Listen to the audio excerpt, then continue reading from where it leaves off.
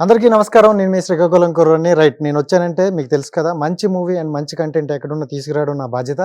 So, ఇంతవరకు నేను తెచ్చిన మూవీలు వేరు. ఇప్పుడు మూవీ వల్ల చాలామంది హ్యాపీగా ఫీల్ అవుతారు. అలాగే చాలామంది బాధపడుతున్నారు. సో, బాధపడే వాళ్ళు ఎంతమంది? అసలు హ్యాపీగా ఫీల్ అయ్యేవాళ్ళు ఎవరు? ఇవన్నీ విషయాలు తెలుసుకోవడానికి మనతో పాటు ఆర్‌జీవి గారు ఉన్నారు. సో, తెలుసుకునే ప్రయత్నం చేద్దాం. నమస్కారం సార్. సార్ బాగున్నారా? అనే డైలాగ్ మీకు నచ్చదు. అయినా నా బాధ్యత కాబట్టి అడుగుతున్నాను. డైరెక్ట్ పాయింట్‌లోకి వచ్చేద్దాం సార్. అంటే నా క్వెషన్‌లోనే ఉంది. సో, ఈ సినిమా వల్ల చాలామంది బాధపడుతున్నారు. అట్ ద సేమ్ టైమ్ చాలామంది హ్యాపీగా ఫీల్ అవుతున్నారు. సో, బాధపడే వాళ్ళు ఏమైనా తెలుసా మీకు సార్? బాధ మేబీ అది కరెక్ట్ వర్డ్ కాదు. భయపడుతున్నారు. యెస్. అది correct word. Okay. So, RGV గారి మూవీస్ అంటే ఎక్కువగా హ్యాపీగా ఆనందించే వాళ్ళు చాలామంది ఉన్నారు. భయం ఎందుకేస్తుందంటారు? అది పొలిటికల్ ఆస్పెక్ట్లో సినిమా గురించి కాదు అక్కడ. అది ఎందుకంటే వాళ్ళు చేసినవి ఎక్కడ నేను చూపించేస్తాను, ఎలా చూపిస్తాను అన్న టెన్షన్ తోటి దాన్ని మ్యాక్సిమం ఆపటానికి ట్రై చేశారు.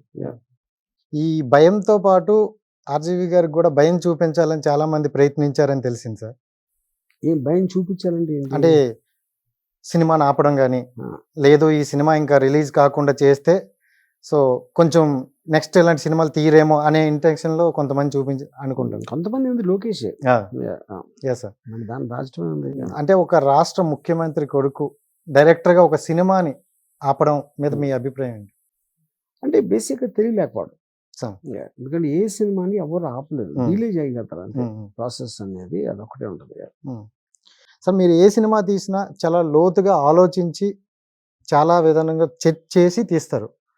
సో ఈ సినిమాకి మీరు ఎంతవరకు ఆలోచించారు? రియల్ లైఫ్‌ల గురించి రియల్ పేర్లు కూడా పెట్టేయడం జరిగింది. సో ఎంతవరకు మీరు సెట్ చేశారు? ఇప్పుడు ఆలోచన అనేది మెజర్మెంట్ చేయలేం కదా. సార్. దానికి ఎంత అవసరం అయితే అంత ఆలోచిస్తాం. అంతగానే ఉంటుంది. సో పర్టిక్యులర్‌గా అంటే ఇప్పుడు ఎలక్షన్ ముందే రిలీజ్ చేయడానికి వైసీపీకి చాలా ప్లస్ అవుద్దని చాలామంది అంటున్నారు. సో వాళ్ళకి ప్లస్ అవ్వడం కోసం చేస్తున్నారా? మీ సాటిస్ఫాక్షన్ కోసం తీశారా?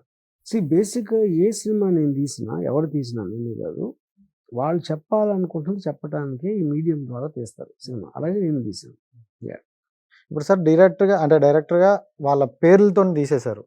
మీరు ఇంతకు ముందు అన్నారు ఆ కల్పితాలు వాళ్ళు అనుకుంటాన్రేమో అనేటట్లు ఉండేది. బట్ డైరెక్టర్ చంద్రబాబు నాయుడు గారు అవ్వచ్చు, పవన్ కళ్యాణ్ గారు అవ్వచ్చు, జగన్ గారి పేర్లతోనే తీసేశారనమాట. సో అంటే తెలుగు రాష్ట్రాలు అందరికీ తెలిసిపోయింది. ఇది వాళ్ళ స్టోరీ, వాళ్ళ మీదే తీస్తున్నారని. సో కొన్ని నెగెటివ్‌గా వాళ్ళకి అనిపిస్తానని మీరు అన్నారు కొన్ని ప్రెస్ మీట్‌లో కూడా. నా వరకు అది కరెక్టు. అది వాళ్ళ పర్ఫెక్షన్‌లో మైనస్ అనుకుంటారని. సో మీ వరకు అది కరెక్ట్ అనుకుంటారు ఇప్పటి వరకు తీసిన ఓవరాల్‌ది? కరెక్ట్ అనుకోకపోతే ఎందుకు తీస్తాను? సార్. Yeah. సో ఓవరాల్‌గా కరెక్ట్ అనుకుంటారు. కరెక్ట్ అనుకోకపోతే ఎందుకు తీస్తాను అన్నది నా ప్రశ్న. నేను అనుకున్నది కరెక్ట్ అనుకుంటేనే కదా తీసేది. అంటే మేము ఎందుకంటే ఆర్‌జీవి గారు ఏం చేసినా మాలాంటోళ్ళకి ఒక ఇన్స్పిరేషన్. ఏదన్నా నిర్భయంగా మాట్లాడతారు, ఏదున్నా డేర్‌గా తీస్తారని మాలాంటి యూత్‌కి చాలా మందికి. సో ఇప్పుడు ఈ సినిమా ద్వారా కూడా అంటే జగన్ గారికే కొంచెం ప్లస్ అయినట్టుంది. చంద్రబాబు నాయుడుకి అండ్ వీళ్ళకి కొంచెం డౌన్‌లో ఉన్నట్టుంది. ఆర్‌జీవి గారు తీశారంటే మాకు అది కరెక్ట్ అని మేము అనుకుంటాం. సో మీ పాయింట్ ఆఫ్ వ్యూని మీరు కరెక్ట్ అనుకున్నది మాకు కూడా కరెక్ట్ అనిపించాలని లేదు. బట్ మీ వెర్షన్‌లో మీ వెనక ఉండే వాళ్ళకి ఇది రైట్ అనిపిస్తదనమాట. Yeah. సో అంటే వాళ్ళు కూడా కరెక్ట్ అనుకోవచ్చు సార్. నేను అదే అంటున్నా. ఎవ్వరు మాట్లాడినా, ఎవరైనా చెప్పినా, లేకపోతే సినిమా తీసినా, ఏం చూపించినా వాళ్ళు అనుకున్నదే తీస్తారు. లేకపోతే వాళ్ళు నమ్మించడానికి ప్రయత్నించడానికి తీస్తారు. లేకపోతే వాట్ ఎవర్ ఇట్ ఈస్. కానీ మీరు పబ్లిక్ డొమైన్లో నేను ఒకసారి అంటే నేను చూపిస్తే నేను కరెక్ట్ అనుకునే కదా చేసింది. మెయిన్ వ్యూహం మోటో ఏంటి సార్? మోటో ఏం కాదు. వ్యూహం ఇస్ జస్ట్ ఒక రాజశేఖర్ గారు పోయిన తర్వాత ఏర్పడిన పరిస్థితులు, ఆ గ్యాప్ని ఫిల్ చేయడానికి ఎవరెవరు ఏమేమి వ్యూహాలు పన్నారు అన్నది కథ. Right sir. అంటే 'యాత్ర' మూవీ చూసారు కదా? సో చూడలేదు సార్. 'యాత్ర' రాజశేఖర రెడ్డి గారిదే, ఆయన జీవిత చరిత్ర and at the same time Jagan గారు వచ్చిన తర్వాత కూడా ఎలా ఉందో మొత్తం చూపించారు. కొత్తగా మీ దాంట్లో ఏం చూపించాలని? ఇప్పుడు కొత్తగా చూపించడం అనేది కాదు, పర్స్పెక్టివ్ మారుతుంది. ఇప్పుడు ఫర్ ఎగ్జాంపుల్ నా సినిమాలో ఇప్పుడు నేను ఈ సినిమా చంద్రబాబు నాయుడు, పవన్ కళ్యాణ్ కోసం తీశాను, జగన్ గారి కోసం తీలా. నాకు తెలిసి అది చాలా తక్కువ ఉంటుంది దాంట్లో, యాత్రలో. ఇంకోటి ఏంటంటే ఇప్పుడు ప్రతి డైరెక్టర్కి తనకు ఒక వ్యూ పాయింట్ ఉంటుంది ఉన్న దాని మీద. ఒక 10 ఏళ్ళు జరిగిన దాంట్లో ఒక కథ 10 ఏళ్ళు జరిగింది వైఎస్ఆర్ గారు పోయినప్పటి నుంచి వాటి వరకు. 10 ఏళ్లలో ఏ అంశాలకి ఆ డైరెక్టర్కి నచ్చిందో, ఏ అంశం మీద కాన్సన్ట్రేట్ చేశాడు అన్నది అది వేరు ఉంటుంది. నేనేం చేశాను అన్నది నాది వేరే ఉంటుంది. రేపు పొద్దున 10 మంది చేసినా కూడా 10 డిఫరెంట్ వ్యూ పాయింట్స్ ఉంటాయి. Okay. So and right, Pawan Kalyan గారిని చూసుకుంటే అంటే పొలిటికల్‌గా వేరు, సినిమా వేరని మీరే అన్నారు. పొలిటికల్‌గా పవన్ కళ్యాణ్ గారు ఇంకేం చేశారో అనేది ఇంతవరకు తెలియలేదు. ఎందుకంటే జనాల్లోకి వెళ్ళలేదు. సో ఏది కూడా గెల్లలేదు. సో అతని మీద మీ మీ పాయింట్ ఆఫ్ నుండి ఏం చూపించారు? అది మీరు సినిమా చూడాలి. అండ్ రైట్ సార్, అంటే ఈ క్యారెక్టర్లు కూడా పెట్టారు కదా సార్. అంటే ఈ క్యారెక్టర్లు ఏంటంటే అంటే సినిమాని సినిమాలా చూడకుండా ఇప్పుడు రాజకీయం పరంగా వెళ్ళిపోతుంది. సో కొన్ని సందర్భాల్లో ఈ క్యారెక్టర్లు చేసే వాళ్ళకి భయపెట్టే ఈ అవకాశాలు కూడా ఉన్నాయని అంటారు. నా దగ్గరికి అయితే రాలేదు.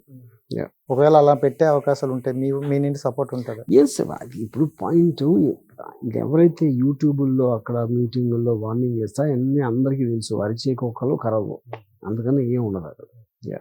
అండ్ జగన్మోహన్ రెడ్డి గారు ఏంటంటే ఒక యంగ్ లీడరు. సో ఆంధ్రప్రదేశ్ సీఎంగా అయ్యేటప్పుడు చాలామంది హోప్ పెట్టుకున్నారు అనమాట, ఉద్యోగ అవకాశాలు వస్తాయి, లేదు మా భవిష్యత్తు మారుతుందని. సో ఏ విధంగా తెలియదు కానీ కొంచెం ఆ రీచ్కి వెళ్ళలేకపోయారు. బట్ నెక్స్ట్ రాస్తే ఇంకా దాన్ని రీచ్ పెంచవచ్చు. బట్ అలాంటి వాళ్ళు ఆ పర్ఫెక్ట్లు చూసే వాళ్ళకి మీరు ఇచ్చే ఇప్పుడు ఆ డేటా నాకు తెలియదు. ఎందుకంటే నేను దాన్ని ఫాలో అప్ అవ్వను. మాట్లాడితే ప్రతి ఒక్కళ్ళు ఏం చేసినా ఎవరేం చేసినా ఏదో ఒకటి ఏకలు పీకుతూనే ఉంటారు. సో దాంట్లో నిజం ఎంత, అవునా కాదా ఏంటి అనేది ఆ ఇన్ఫర్మేషన్ నా దగ్గర లేదు, అందుకని నేను దాని మీద కామెంట్ చేయను. అండ్ దీంట్లో రోజా గారి క్యారెక్టర్ ఏమైనా ఉంటుంది సార్? నో, ఉండదు. అంటే కొంచెం చూసుకుంటే రోజా గారిని పవర్ఫుల్ క్యారెక్టర్ కింద అంటే బయట పొలిటికల్గా చూపిస్తున్నారు. మరి దీనిలో పెట్టకపోవడానికి ఎన్ని రీజన్? ఏం లేదు. ఇది ఇప్పుడు ఇందాక చెప్పినట్టు ఇందులో ఉన్న కథకి నేను ఏమి ఎన్నుకున్నానో అదే ఉంటుంది. అంటే మీ పాయింట్ ఆఫ్ నుండి ఏమనుకున్నారు సార్? అది నీ సినిమా. అండ్ రైట్, అంటే ఇప్పుడు మీరు ఎక్కడి వరకు ఆలోచించుకున్నారో అది మాకు తెలియదు, సినిమా చూడాలని చెప్తున్నారు. ఫర్దర్గా నెక్స్ట్ ఏంటంటే వ్యూహం 2 వచ్చిన ఇప్పుడు ఈ మధ్యకాలం ఆల్రెడీ తీసేసినారు కాబట్టి ఈ మధ్యకాలం జరిగిన విభేదాలు కానీ ఇవన్నీ సిబిఎన్ జైలుకి వెళ్ళే వరకే ఉంటుంది సినిమా. ఓకే సార్, దాని తర్వాత యాత్ర 2 లాగా వచ్చే ఉంది సార్? ఉండదు. రైట్ సార్, అంటే ఆర్జీవి గారు మిడిల్లో యూత్ని ఎంటర్టైన్మెంట్ చేయడానికి, తను రిలాక్స్ అవ్వడానికి మంచి పిక్చర్స్ కొన్ని తీశారు. సో మళ్ళీ అలాంటి పిక్చర్స్ తీసే అవకాశం ఉందా? అప్పుడు ఆ మూడ్ వచ్చినప్పుడు చూస్తాం. ఓకే, ఇప్పుడైతే పొలిటికల్ మూడ్లో ఉన్నారు. సో ఒకవేళ జగన్ గారు ఇప్పుడు 2024 సీఎం మళ్ళీ అయితే దానికి మెయిన్ కారణం ఆర్జీవి గారే అని కొంతమంది అంటారు. దానికి మీరేమో ఇప్పుడు ఎవరెవరు ఏమనుకుంటారు అని నాకు తెలియదు. అది నేను పట్టించుకోను అసలు. నేను ఏమనుకుంటాను ఒకటి, నా జాబ్ ఏంటంటే నాకున్న కెపాసిటీ మేరకి నేను నమ్మిన నిజాన్ని తీయటం. దాన్ని ఎవరు ఎలా రియాక్ట్ అవుతారు అవ్వరు అనేది నేను ఆలోచించను, కేర్ కూడా చేయను. సో అంటే కొంతమంది అనుకున్న వాళ్ళు పక్కన పెడితే ఆర్జీవి గారు వైసీపీ కార్యకర్త అనే డైలాగ్ అయితే ఒకటి పడింది సార్. సో దానికి మీ ఎక్స్ప్లెనేషన్? ఇప్పుడు కార్యకర్త అంటే పార్టీ కోసం పనిచేయాలి, నేను ఎవరి కోసం పనిచేయను. పాయింట్ 1, నేను వైసీపీ పార్టీ మెంబర్ కాదు. అప్పుడు కార్యకర్త అంటే మెంబర్ అవ్వాలిగా బై డెఫినేషన్, అంతే అయిపోయింది. సో ఇదే మూవీ అంటే ఈ మూవీ కాకుండా నెక్స్ట్ టైం మీకు మళ్ళీ జగన్ మీద నెగిటివ్ వస్తే మీరు మళ్ళీ ఇటువైపు నుండి ఒక సినిమా తీసే అవకాశం ఉందా? చంద్రబాబు నాయుడు పాజిటివ్. ఇప్పుడు రేపు ఏం చేస్తాను నేను ఇవాళ చేస్తా, రేపు ఏంటి నిర్ణయమైంది నేను ఆలోచన. Thank you so much sir, and valuable interview ఇచ్చారు.